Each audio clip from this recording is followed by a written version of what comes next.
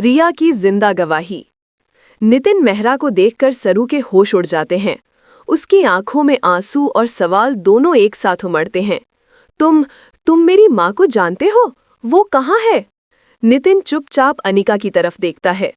अनिका उसकी आंखों में आंखें डालकर सिर झुकाती है, जैसे कोई इशारा कर रही हो। लेकिन इस बार नितिन उसकी बात नहीं मानता। वो धीरे से बोलता है, रिया जिंदा है, लेकिन उसे छिपा कर रखा गया, एक ऐसी जगह जहां कोई सोच भी नहीं सकता। वेद फौरन पूछता है, कहाँ है वो? नितिन आगे बढ़कर एक पुराना नक्शा निकालता है। ये है सिटी के बाहर की एक पुरानी आश्रम। अनिका ने मुझे पैसों से खरीद लिया था, पर मैं रोज शर्म से मरता रहा, अब और नहीं। सरू उसकी आंखों में देखती है। तुम्हें मेरी माँ तक पहुंचाना होगा। नितिन सिर हिलाता है, चलो मैं तुम्हें ले चलूंगा। जैसे ही वेद, सरू और राघव नितिन के साथ निकलते हैं, अनिका कमरे में अकेली रह जाती है। वो दीवार पर मुक्का मारती है।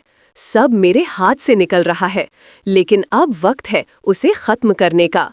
वो मोबाइल निकालकर एक कॉल करती है, आश्रम में काम शुरू कर दो, रिया जिंदा नहीं बचनी चाहिए।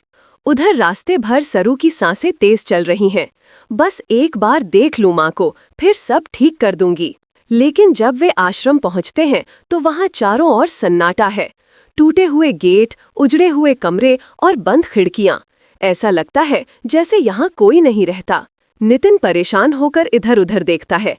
यहाँ तो रिया थी, यहीं छिपा कर रखा था। वेद कुछ अजीब नोटिस करता है, जमीन पर खून के निशान। राघव दरवाजा तोड़ता है और अंदर घुसते ही एक बेहोश औरत को देखते हैं।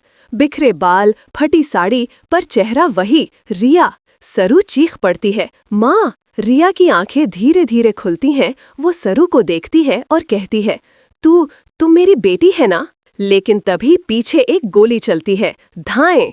क्या रिया फिर उनसे छिन जाएगी? और गोली किसने चलाई? इस धमाके की गूंज का सच जानने के लिए चैनल को सब्सक्राइब करें और कमेंट करें पार्ट 19। अब कहानी अपने सबसे खतरनाक मोड़ पर है।